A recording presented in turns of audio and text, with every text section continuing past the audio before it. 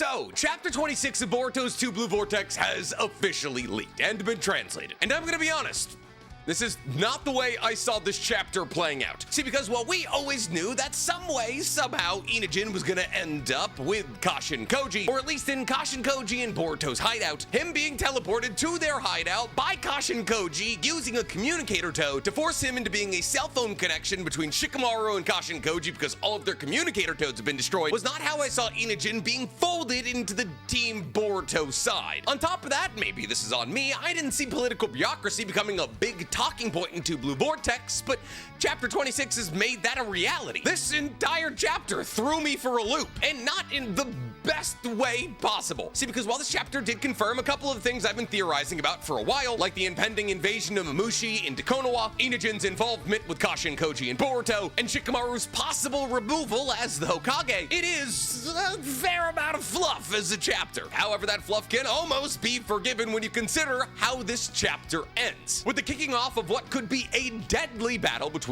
Ada, Daemon, Sumire, and Sarada. So while yes, this chapter does feature a whole lot of talking, and not all of it what I would deem necessary, there are some big shining moments in Chapter 26, and today we're going to be talking about all of them. So without further ado, let's get directly into Chapter 26 of 2 Blue Vortex Explained. But before we get to explaining anything, guys, please, for me, like this video, subscribe to the page, and hit that noti bell. And if you guys are looking for an additional NC Hammer 23 video every single week, that is an additional half hour of me every single week. You can go ahead and find my Naruto reaction series using the fourth wall link in my description below. We're on to the one-on-one fights, and Sasuke is getting his chakra sucked. So, Chapter 26 opens in a way that I anticipated Chapter 26 was gonna open, which is with the first official leak that we got from the Boruto team. This is something they've been doing more and more often recently. See, because up until the release of Boruto every single month, the official Naruto team leaks 2 of the pages from the upcoming chapter. And in the last couple of months, they've been truly just leaking pages from like the first 5 pages. And therefore the pages don't really tell us anything. And this first leak that we got from this month is probably the worst offender of this situation. As not only was the first official leak we got literally the first page of the chapter, but it's also just Inojin giving Himawari honey. Specifically, the chapter opens with Inojin inside of the Uzumaki household talking to Himawari, who's super excited because Inojin brought her honey, which is usually sold out. However, while Inojin was shopping, he happened to see the honey that he knows Himawari likes, so he bought it and brought it to her. She says thank you, and he leaves. Yeah, that was one of the official leaks that we got. As to how that's supposed to get us hyped up for the next upcoming chapter, I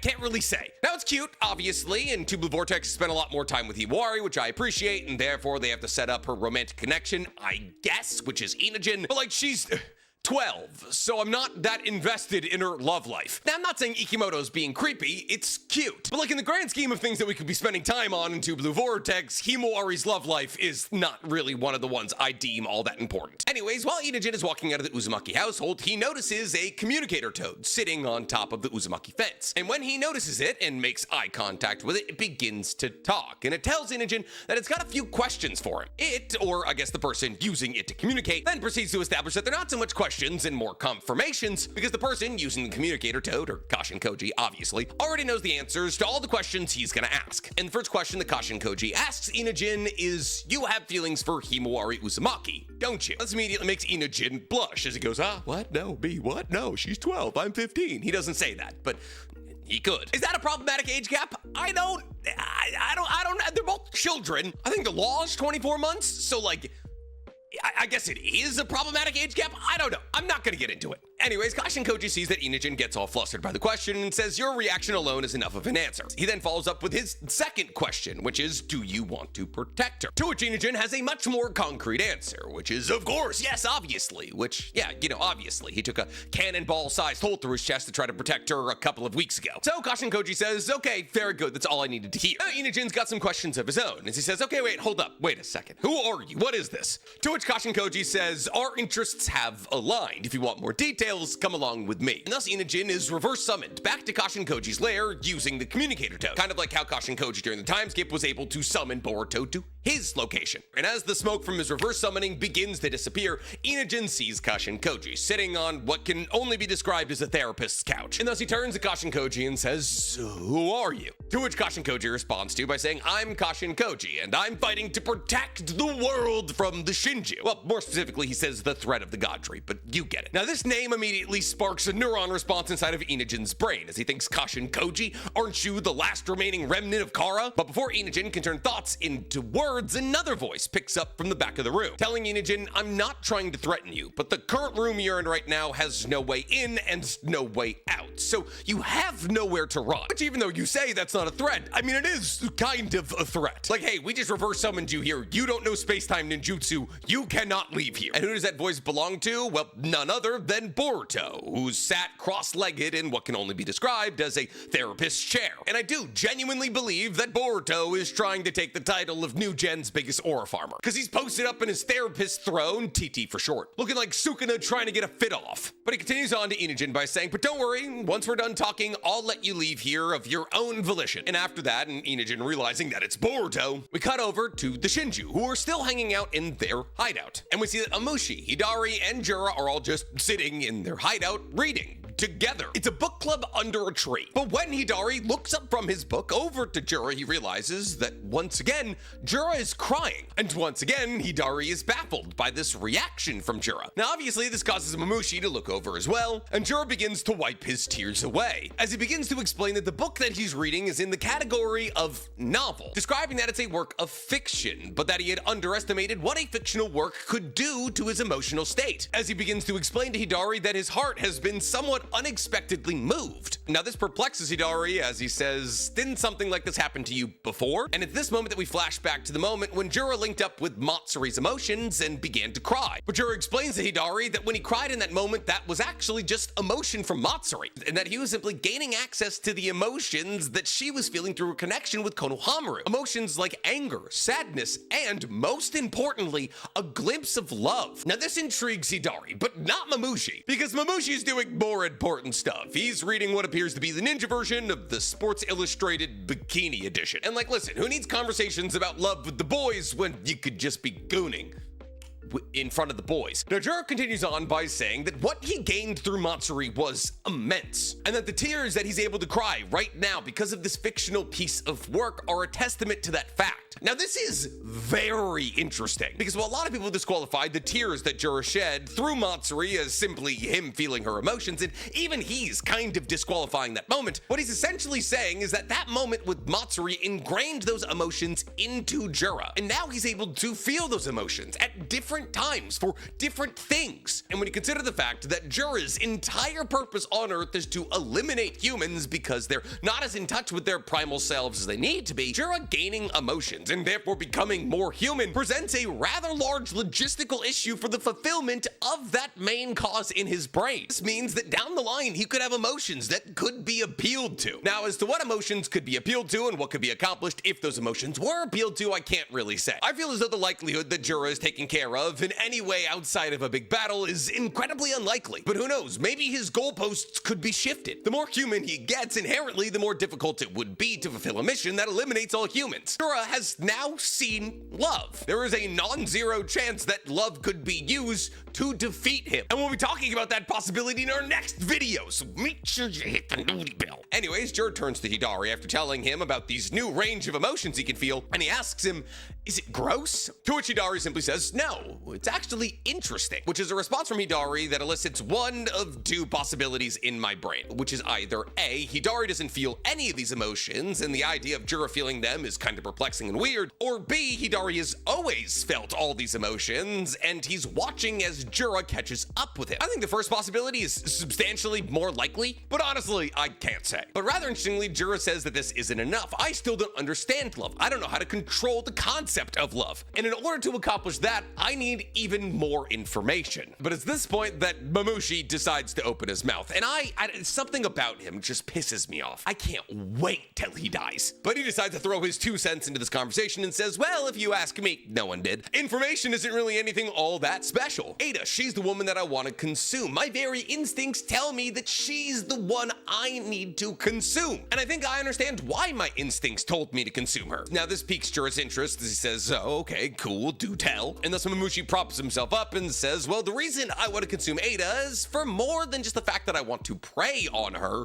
Don't love that. But rather, I want to be able to control Ada. I want to be able to control Ada and to make her excellent genetics my own. Which, you know, once again, can't wait for him to be dead. But basically what Mamushi is saying here is that by consuming Ada, he'll gain access to what he identifies as her excellent genetic code. Now, I think it's supposed to be an allegory for having kids with Ada, like taking Ada as his own, like as his wife. But instead of marrying Ada and having kids with Ada and therefore using her genetic code to make perfect Mamushi Ada babies, that idea has now been twisted with his Shinju primal drive of consumption, and the answer that he's landed on is that the person that he wants to mate with is actually the person that he wants to consume. Now, this elicits a nothing response from Hidari, because apparently Hidari hates Mamushi as much as I do. But yeah, if you wanted to know why Mamushi wants to eat Ada, I guess there's the answer. Thankfully, we're done with that, because on the next page, we cut back to Konoha and Shikamaru, who's walking through the halls of the Hokage building, when out of nowhere, he begins to hear a voice calling out to him, and to, is it? Well, Kashin Koji, connected to him through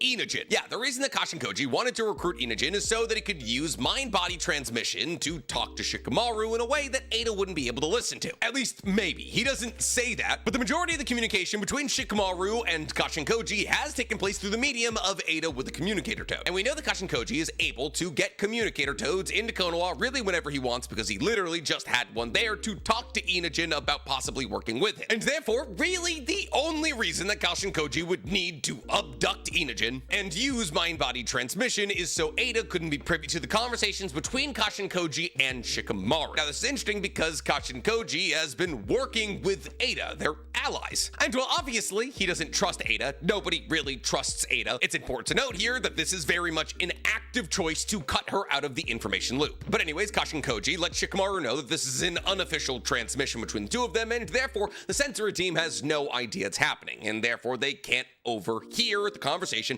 that Shikamaru and Kashin Koji are currently having. Because we know that the Yamanaka work very closely with the sensory team on account of the fact that Ino is in charge, and that most mind-body transmissions that Ino connects Shikamaru for that happen inside of Konoha are actually monitored not only by her, but also by the rest of the sensory team. And so there isn't necessarily private mind-body transmission conversations. We know that Ino secretly connected Boruto and Shikamaru a bunch of chapters ago, but she said she would never do anything like that again, and therefore Inojin has become necessary. Look at that, involving the new gen. Now, Shikamaru essentially gets straight down to business as he says, listen, I've already been called upstairs. We can't have this conversation right now. But Kashin Koji lets him know that's actually why he's calling. Because in this upcoming conversation that Shikamaru is about to have with the elders and possibly the fire daimyo, he could be removed as the 8th Hokage. And that would be really bad, not only for Konoha, but also for Kashin Koji, who needs Shikamaru in charge of Konoha as a figurehead so that Kashin Koji can direct the movements of Konoha through Shikamaru. And thus Kashin Koji lets Shikamaru know that while he'll be able to give him information about what's upcoming, Shikamaru avoiding being deposed as the 8th Hokage is kind of up to him, and therefore he should act with caution. Now, obviously, all this is a massive pain to Shikamaru. He's just like, oh my god, what a pain. Maybe I should just resign. But he still walks into the Elder's room. And inside of the Elder's room, there is 5 people. The 2 Elders that refuse to die. Sai, Konohamaru, and apparently the personal attendant of the Fire Daimyo, who looks unlike any Naruto character I've literally ever seen. Now, he's a pompous dick. He works with the Elders, so like obviously he was going to be. But when Shikamaru goes in, he goes, well,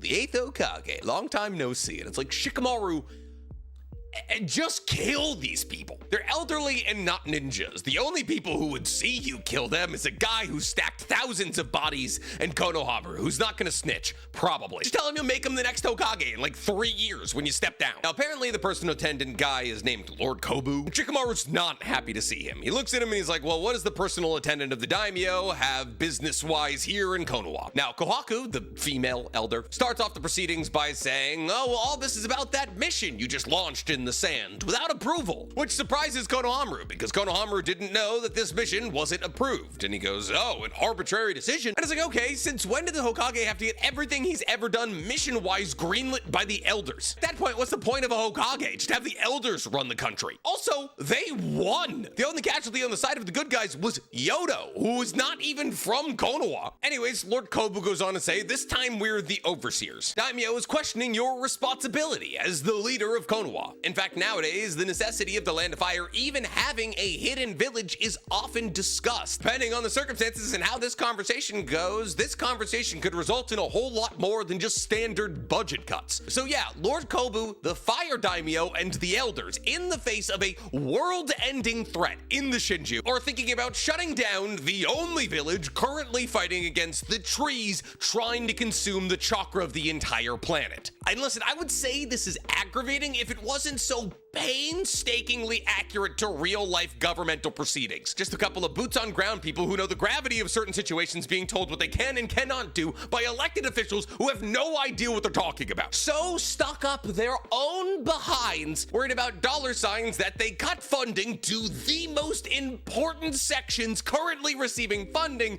to try and get themselves a couple more bucks in their pocket. And just like in the real world, I'm just asking, why don't we kill these idiots? We can kill these idiots. I'm obviously just talking about Konoha's elders, but there's a lot more ninjas than there is elders. Shikamaru goes on to say that obviously, as you know, our nation and the entire world are currently being exposed to the threat of the Shinju. Unfortunately, the Shinju are not the kind of people you can rationalize with, which is interesting to be said in this chapter where the Shinju are actively displaying human emotions. But still, Shikamaru doesn't know that. Shikamaru goes on to say that while taking action to deal with them, I obtained new information. The details of this battle and the selection of personnel that I chose to battle against the Shinju in the Land of Wind are all based off this information, which prompts Homura, whose name is way too close to Hamura considering the fact he's one of the worst characters in the Naruto universe, asks, well, what kind of information was it? At which point Kashinkoji chimes into Shikamaru's head and says, I'm pretty sure I don't need to tell you that you can't tell them about omnipotence, unless Shikamaru simply has no answer to give the elders, telling them, I'm sorry, but I can't give you the details. For everyone's safety, it's best if I don't tell you something that I can't prove empirically. However, the idea of moving on information that we're not entirely sure of is something that happens rather frequently on the front lines. So this time I followed my personal intuition and acted on the information that I had available to me. In the unlikely event of failure, I was willing to take all responsibility onto myself. Now Homura goes on to say, okay, well fine, don't tell us the information, but who told you the information? I can't imagine it would be, but would it happen to be that traitor Boruto? I'm like, listen, I want to be upset with the elders here for hoping that Shikamaru, the 8th Hokage, wasn't talking to Boruto, but like, they are both under the effects of omnipotence. They do believe that Boruto killed Naruto, the greatest Hokage ever. If I'm not going to be upset with them over one thing, it's probably going to be that. Neither of them are smart enough to break out of omnipotence on their own. Hell, if it was up to the two of them, Danzo would still be in charge of the Leaf. Now, Kohaku, who can barely open one eye, but for some reason is still in a governmental position, goes on to say that she's heard that Boruto was knowledgeable about the ecology and motives of the Shinju, and that rumors are murmuring behind the scenes that Boruto could somehow actually be connected to the Shinju. And therefore, Boruto is actually trying to leak information to Konoha about the Shinju in a despicable scheme to destroy Konoha from within by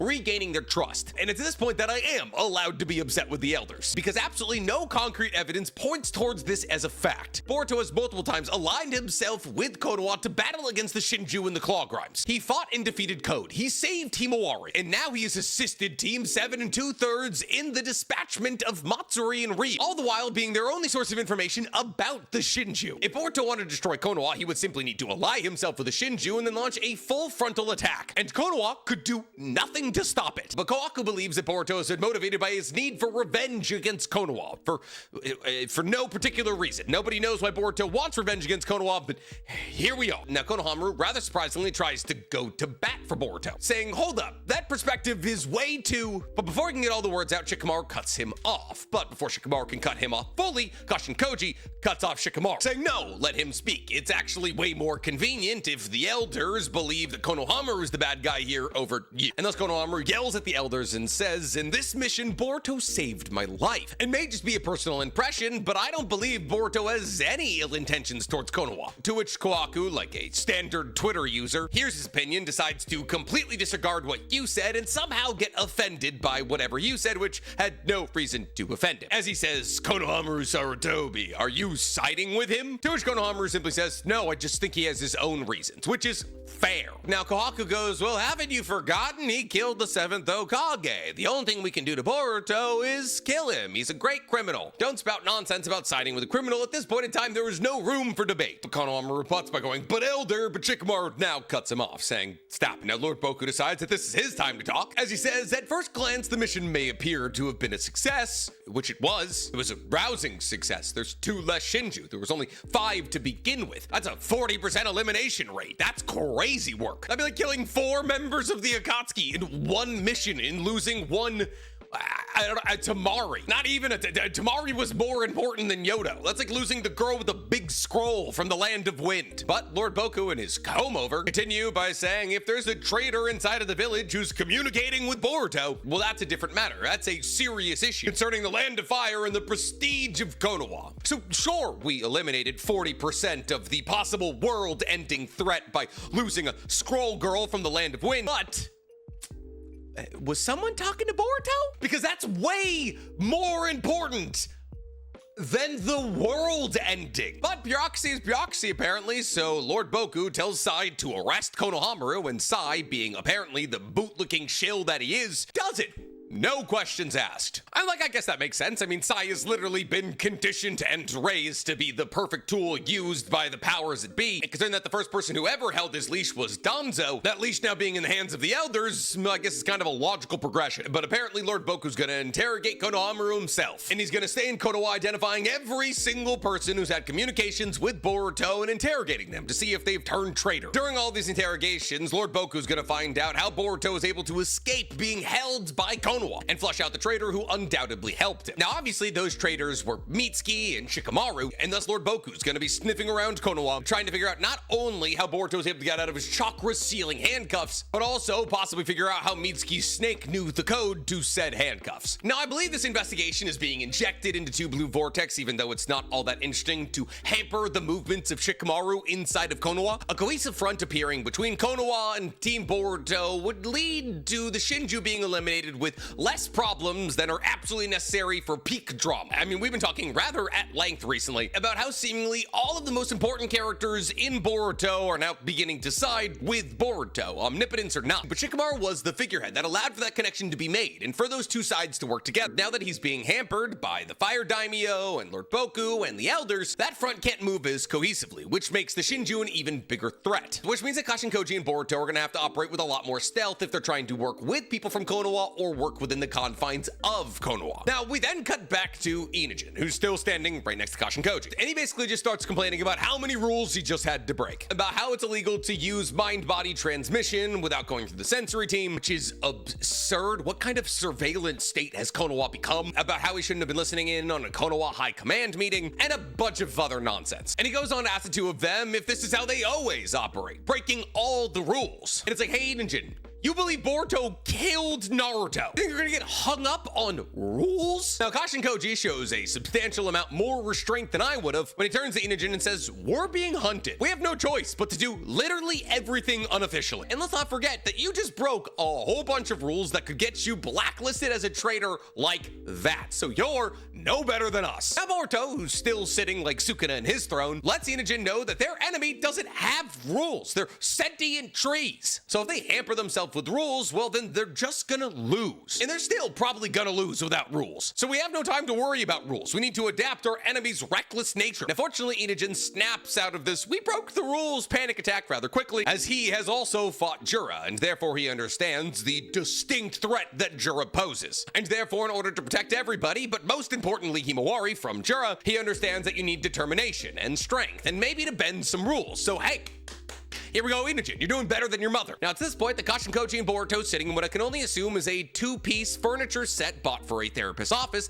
starts to make a little bit of sense. As Kashin Koji turns to Boruto and says, Boruto, I know you tried to make a deal with Momoshiki, and this is the first thing that's made Boruto remove his chin from his knuckles. As he tells Kashin Koji, don't worry, it's my duty to fill my role. Basically telling Kashin Koji, butt out. Kashin Koji butts back in and says, well, that's not really an answer, and I don't like your attitude, young man. But But Boruto decides to lock in with this conversation with Dad as he says, "That's my line. You've been hiding every inconvenient detail from me that you know using your 10 paths. In the sand, how many people were actually supposed to die?" Now, it's important to remember here that Kashin Koji was telling Boruto that the mission stood a fair to good chance of success. However, he didn't tell Boruto that he foresaw a future where Konoha most likely died in his battle against Matsuri. And Boruto was really upset about this because Boruto believed, and apparently correctly, that he would be able to save Konoha from dying. Now, Inojin, who's ironically not a child of divorce, like a child of divorce, turns to the two of them and says, "Hey,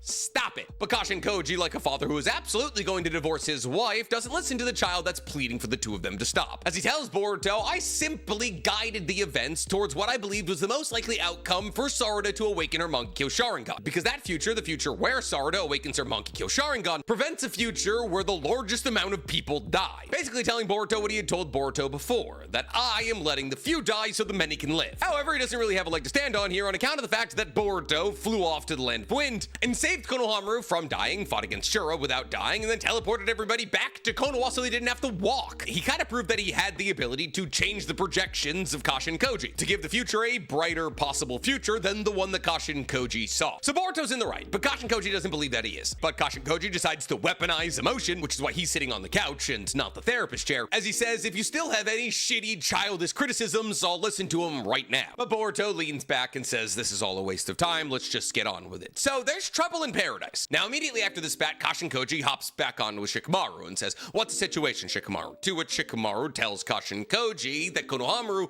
has been taken to the interrogation room. He then goes on to let Kashin Koji know that his turn will probably come soon, but for the moment, he's fine. Now, this concerns Kashin Koji, as he says, "Well, if you need anything, contact me direct. For the sake of advancing to the next possible best future, you need to be in charge. Oh yeah, by the way, about a week from today, Mamushi is going to launch an invasion of Konoha. His target is Ada. I will now tell you what all of his abilities are and how to dispatch him." And then we cut away from this conversation. So yes, the 10 paths projection that we saw Mamushi walking down what appeared to be a Konoha street were true and are coming to pass. In 1 week's time, Mamushi will launch an attack into Konoha. Now, this is rather interesting because this could mean a couple of big things. This could either mean that Mamushi is going to act independently of Jura and Hidari and attack Konoha, something that Jura specifically said that he would not do, and therefore Mamushi could either be operating against the will of Jura, or that moratorium on not destroying Konoha could not apply to people like Mamushi. However, it could also mean in 1 week's time, the moratorium on not fighting inside of Konoha could be lifted by Jura. And all three of those possibilities are pretty much equally likely. But this means that my theory that the Mamushi fight, most likely against Daemon, is going to be the couple of chapter bridge that gets us to the big final fight against Jura and Hidari versus the forces of Team Boruto. Now, as to how that battle will play out and what Mamushi invading Konoha could mean for Konoha's future, well, we'll talk about that in a separate video. A video coming out 2 videos from this video, so Noti bell. I think I popped a blood vessel in my eye. Anyways, I know the majority of you probably want to know what Mamushi's abilities are and how Konoha is planning on dealing with him. But what if I counter-offered you with 6 more pages of Sarada and Sumire talking about their feelings for Boruto? Would you, is that a deal you would take?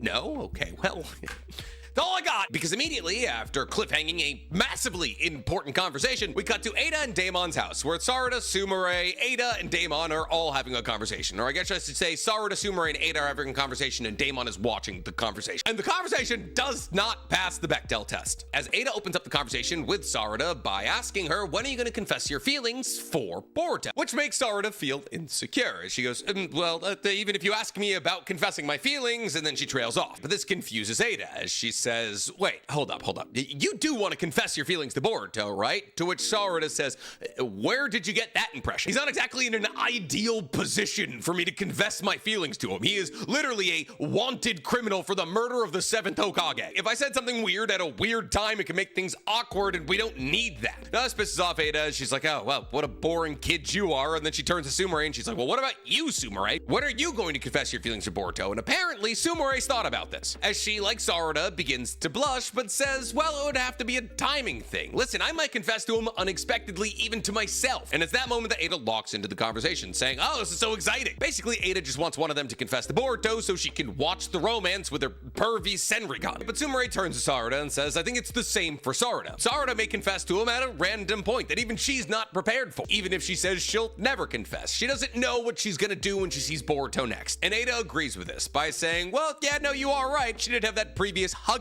incident, referring to the moment when Sarada ran up to Boruto and hugged him in front of Sumire when she saw him for the first time when he came back to Konoha. But Sumire continues on by saying, listen, at the end of the day, all that truly matters are Boruto's feelings. And just like Sarada just said, we probably won't have time to tell him about how we feel about him, considering all he's got going on. And like, yeah, incredibly fair. Also kind of brings up the question of why we're talking about it right now at all. However, it's at this point that the conversation begins to get actually very interesting, as Ada turns to Sarada and Sumire and says, actually, while we're on the topic of love, I know it's kind of sudden, but let me ask again. You guys aren't enchanted by me, right? Now, it's important to remember here that Sarada and Sumire are not under the effect of Ada's charm, a byproduct of her control over omnipotence that makes everybody who lays eyes on her fall in love with her. And they've never been under the effect of her charm Shinjutsu. However, they've been lying about the fact that they are affected by the charm Shinjutsu to Ada for as long as they've known her, because them not being affected by Ada's charm Shinjutsu is an ace that they have in their sleeves to play if she ever turns against Konoha. Because while Ada never has her defenses up because nobody's able to attack her because they're all in love with her, well, Sarada and Sumire both have the ability to possibly injure or kill Ada, making them the only technical threats to Ada's health outside of Boruto and Kawaki on Earth. And thus, for a long time, they've lied about being under the effect of her charm Shinjutsu. Now, after Ada asks Sarada and Sumire this question, we pan over to Daemon, who is looking at them rather intently. And while Daemon is staring at them, we jump to a flashback of Shikamaru telling Sarada and Sumire to never be caught in their lie that they're unaffected by the charm Shinjutsu, especially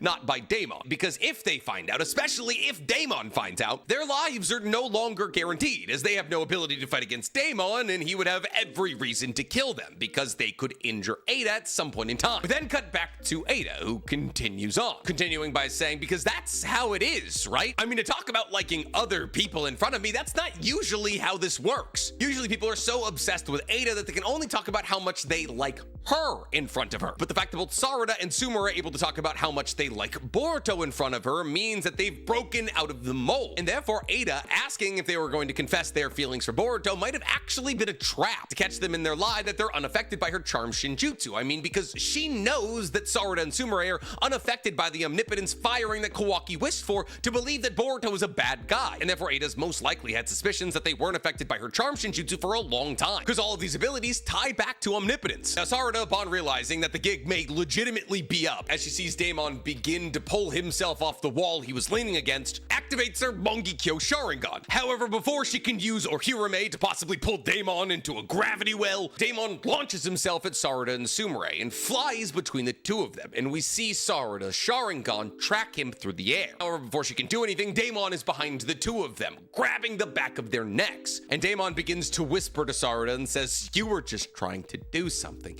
You with your proud Mangekyo Sharingan. However, if you die before you use it, that MS is useless. It has no meaning.